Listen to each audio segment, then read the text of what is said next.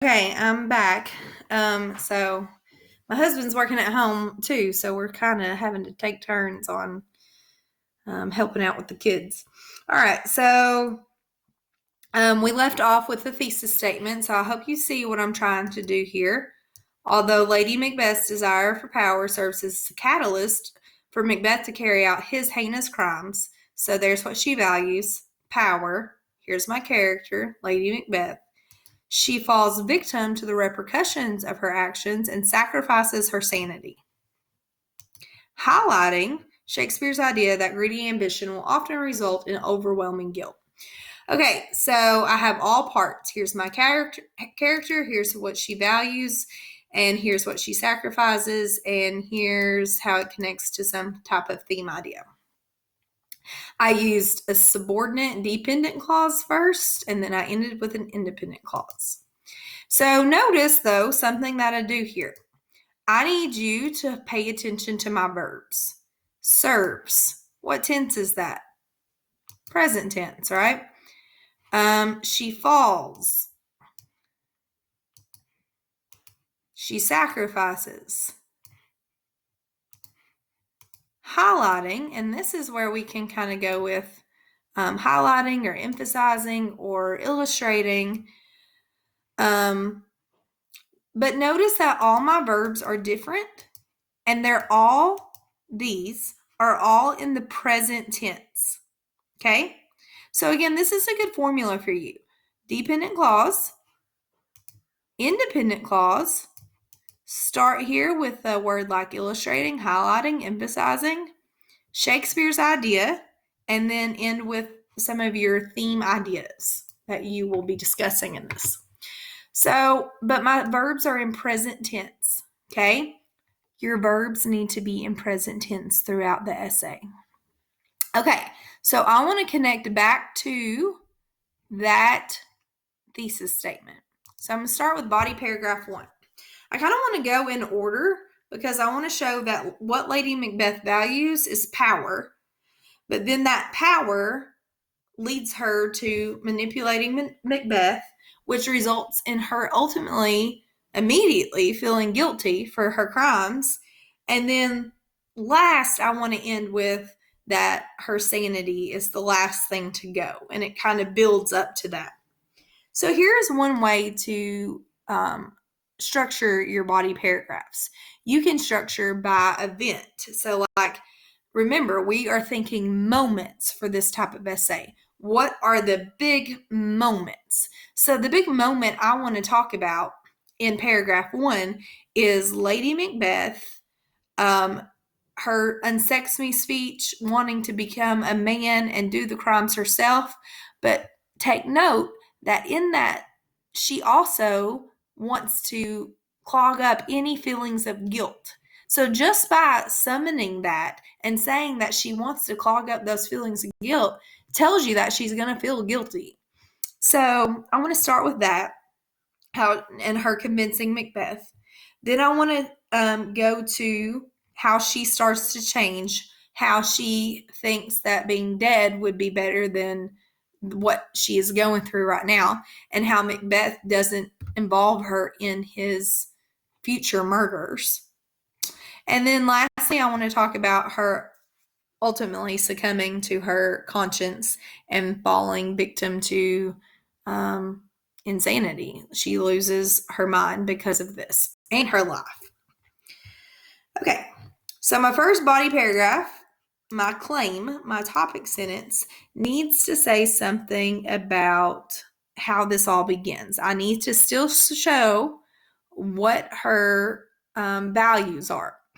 Okay, so she's willing to sacrifice her sanity. She's willing to sacrifice any feelings of guilt in order to carry out these crimes. So I'm going to start with that. I'm going to say in the beginning. Oh, not there. Well, I don't need it underlined. Sorry. Okay, in the beginning. So what do I want to say? I want to say that she summons the darkness in order to carry out her plan. But she ignores her conscience because she says, I want to stop those feelings of guilt. So I'm going to say, in the beginning, Lady Macbeth summons the darkness. I'll say the darkness of her heart in order to execute her, I'm going to describe it. Let's use some vocab words. Malevolent means evil plan. And so when she summons that darkness, she ignores her conscience. So I'm going to say that. And in turn, ignores her conscience. Okay, so now I'm going to prove this, but we're not getting to data yet. But I'm going to use textual evidence when she summons the darkness, her unsex me speech, when she talks about clogging up the feelings of guilt and compunction. That's what I'm going to talk about. So notice, I'm starting with a structure of in the beginning. I look at my verbs. What tense are they in? Present tense. Summons the darkness of her heart in order to execute her plan and ignores her conscience. Your verbs should be in present tense. They should not be in passive voice, so you shouldn't be saying, and her conscience is ignored. Just say she ignores her conscience, okay? All right, let's go to body paragraph 2. So after that, ignoring her conscience, I want to talk about how she starts to change and how she has these feelings of guilt because of what she has done. All right, so my second body paragraph is going to be kind of similar to the first one.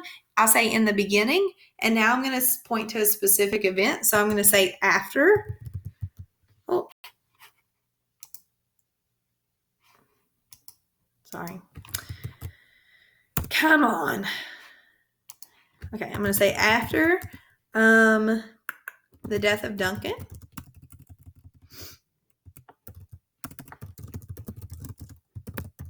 Because this is when she starts to feel it, pretty much immediately. So after the death of Duncan, Lady Macbeth, she starts to experience like the consequences, right? So what does she do? She tells, right before Macbeth comes in to talk to her about Banquo, she tells just no one. She's just there. She talks about how our desires don't always get us to peace. So basically, she talks about how it would be better to be dead than to feel the anxiety that she feels right now. So I'm going to say Lady Macbeth experiences the consequences. No, that was bad. Sorry. The consequences of her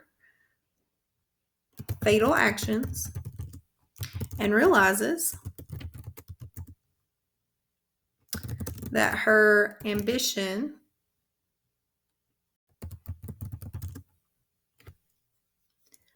has destroyed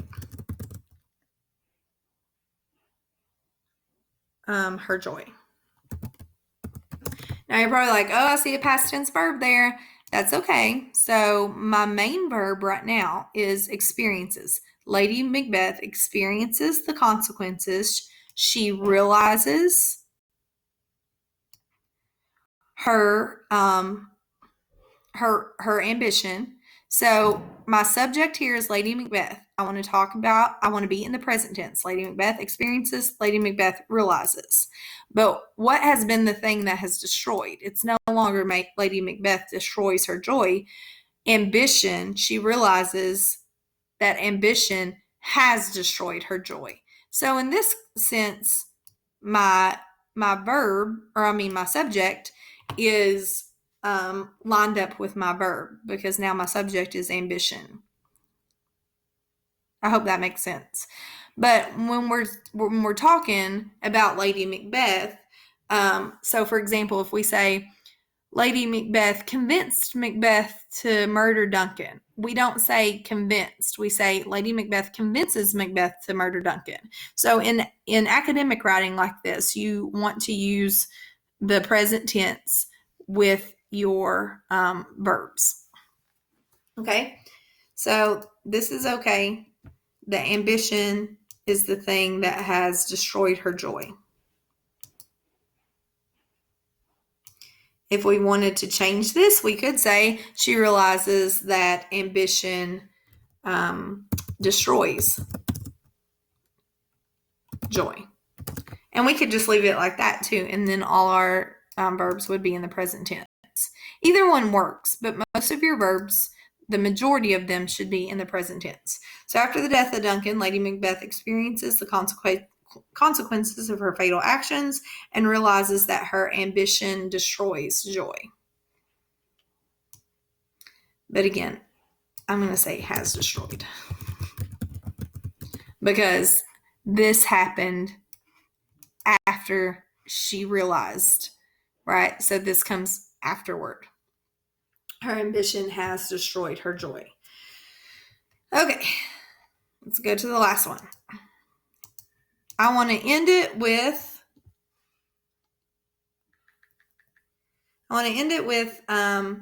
discussing like how she finally succumbs to what she has sacrificed. So she has sacrificed her sanity in order to gain power. So I'm going to go to the end. So I'm going to say Lady Macbeth finally, so that finally shows that I'm at the end. Lady Macbeth finally succumbs to her guilt-ridden soul, right? Which results in a loss of her sanity and masculinity, right? Because really those are the things that she sacrifices the most. In sacrificing her masculinity, she also sacrifices her sanity. I speak in the present tense, and I'm ready to write my essay. So I hope that this is helpful. Y'all can give me feedback on these videos. That would be helpful. Is it making sense? Is it not making sense? I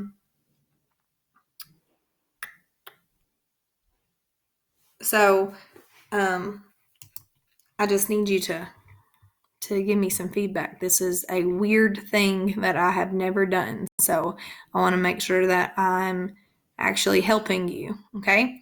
So today you are completing claims. You cannot use my claims. You can use this formula for a thesis statement if you want. Okay. So dependent clause plus independent clause plus theme idea. And I'll put highlighting, illustrating, emphasizing, theme idea. Okay, so you can surely use that if you want to. If you want to mix it around, you feel confident in that, you can. Make sure your verbs are in the present tense and that we keep them in the present tense. Okay. All right. Let me know how this goes. See y'all. I'll post another video over data tomorrow. So I need you submitting your claims when you are finished with them. Particularly that would be like preferably today. All right. See ya.